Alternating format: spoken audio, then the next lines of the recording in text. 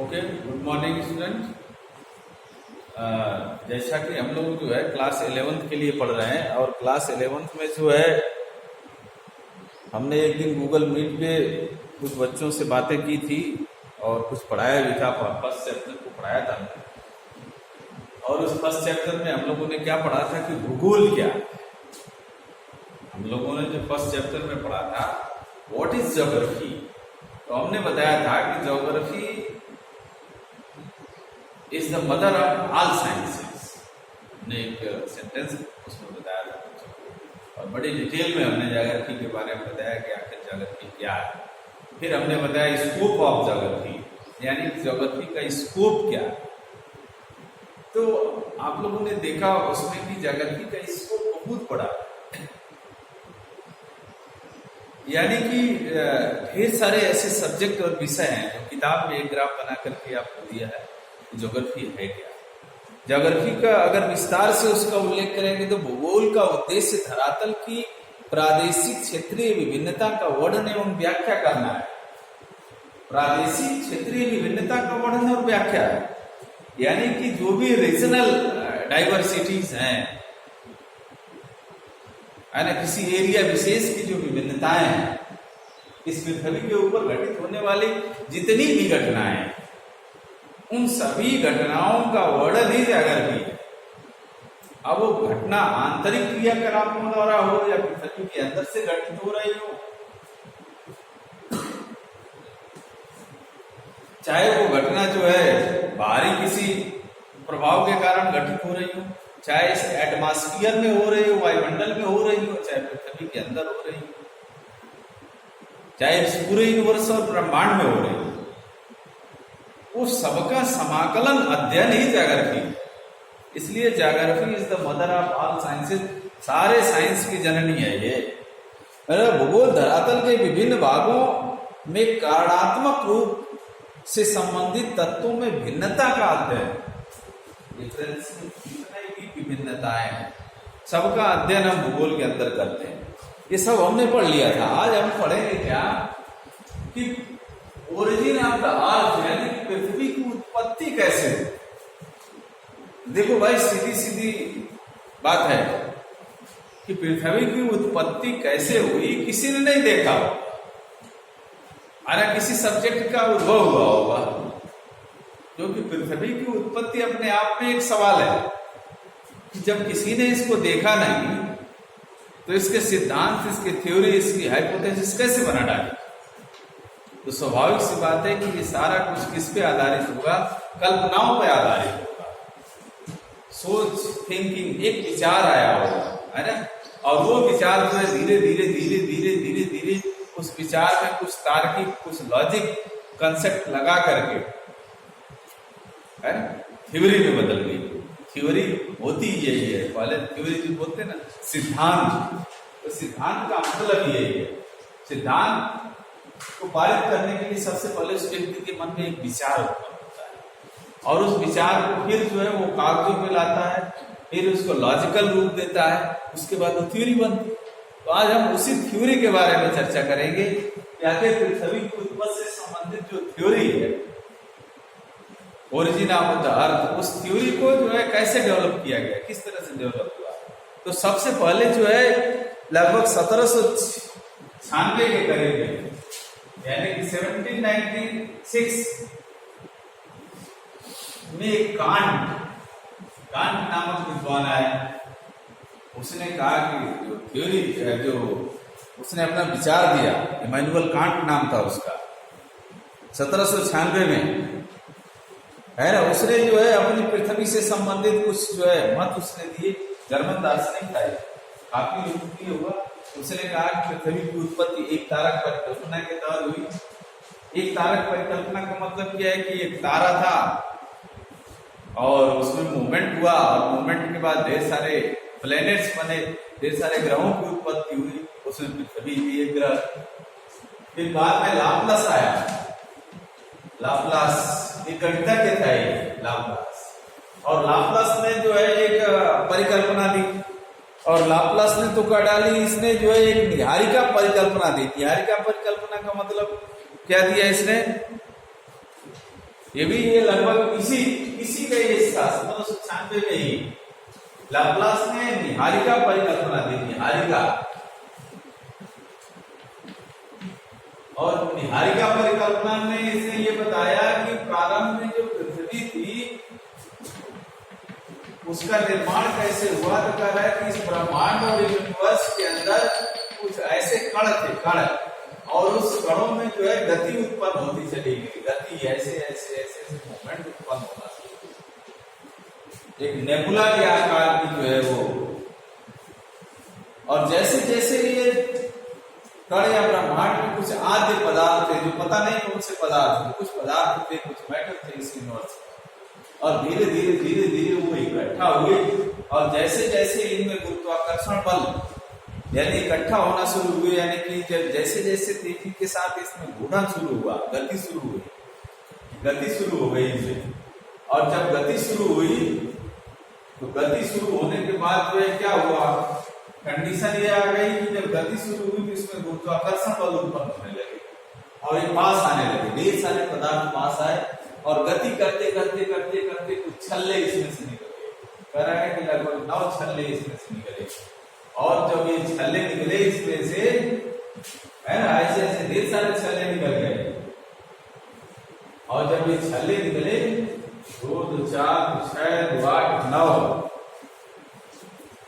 और इसमें से रिंग टाइप छल्ले निकले, और इन्हीं से जो है कह रहा है कि ग्रहों का निर्माण हो गया, और जो अवशिष्ट पदार्थ बना वो सूर्य बन गया।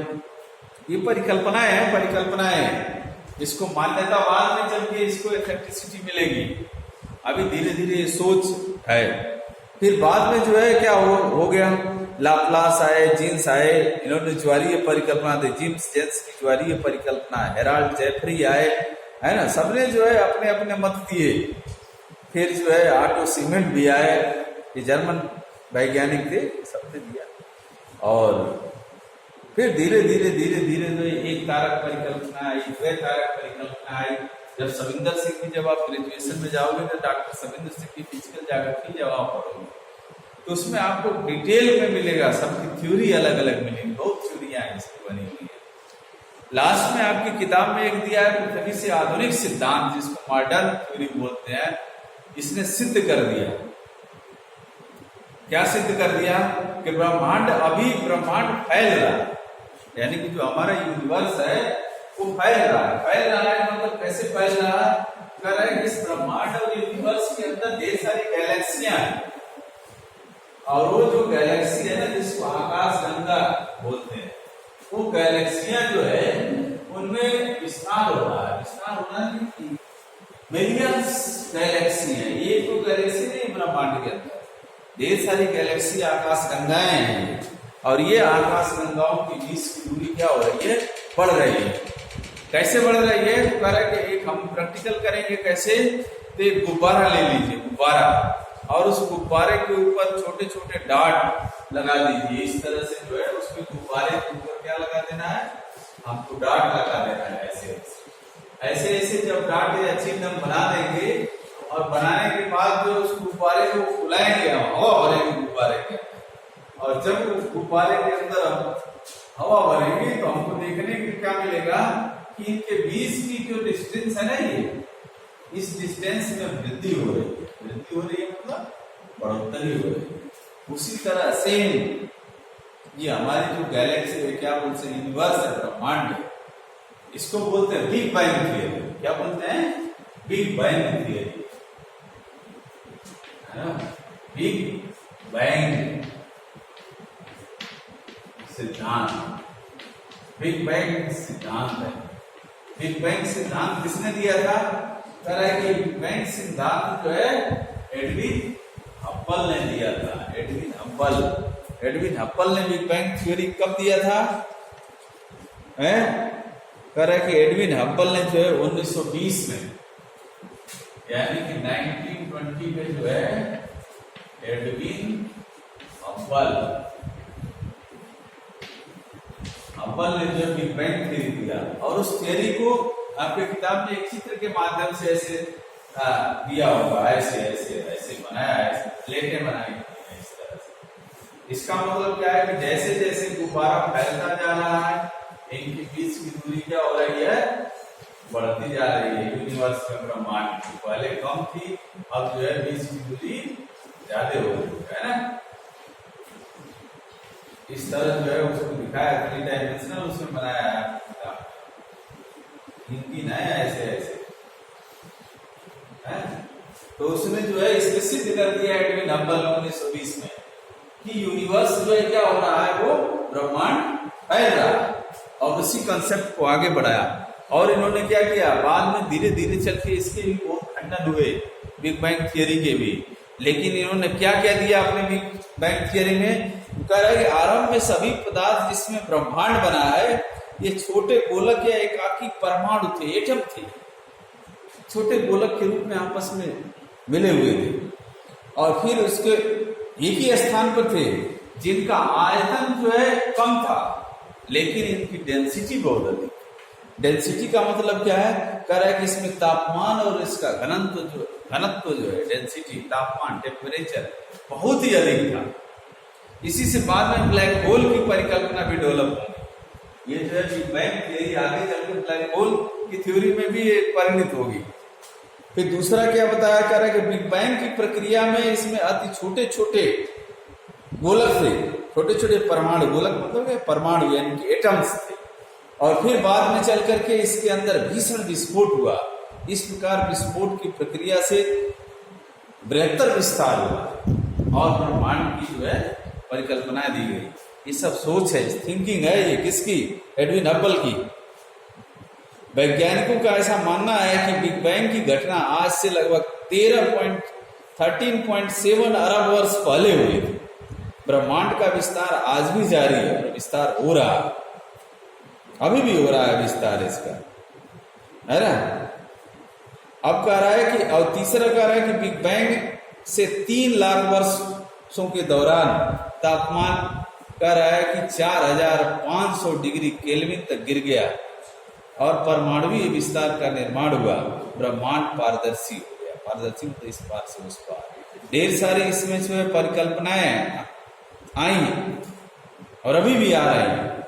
अगर इसमें आकाश गंगाएं हैं, और आकाश गंगा, जिस आकाश गंगा में हम रहते हैं उसको क्या बोलते हैं, मिल्की वे। हम जो है केवल एक आकाश गंगा, जिसका जो सूर्य है ना, ये सन यानी कि स्टार, ये स्टार है, ये सन जो है क्या है, स्टार है, ये तारा है सूर्य, और ये सन जो है ये मिल्की वे में उसका युवा अवस्था में है ये स्टार। असली स्टारों की भी अपनी अपनी तारों की जो है अपनी अपनी एक लाइफ चक्र होता है। एक लाइफ के बाद ये चारे तारे जो है स्टार में डिस्ट्रॉय हो जाते हैं, मर जाते हैं, ड्वार्फ फेज में चले जाते हैं, नोवा सुपरनोवा बन जाते हैं, और लास्ट में जाकर के इस यूनिवर्स के ब्लैक होल में जाकर के समाहित हो जाते हैं। ब्लैक होल बताएंगे ब्लैक होल क्या है, इसकी स्टडी आप यूट्यूब में सर्च करेंगे तो आपको मिलेगा, है ना। सन का निर्माण होगा, और सन जो है किसमें, आकाश गंगा में कह रहा है कि दुग्ध आकाश, ठीक, ये सब आकाश गंगाएं हैं। बाकी हम लोग कल जो है पढ़ेंगे इस पे, और समय समय पर गूगल मीट में भी 12 बजे चर्चा करते रहेंगे। आप तैयार रहा करना डेली, ठीक। ओके, धन्यवाद।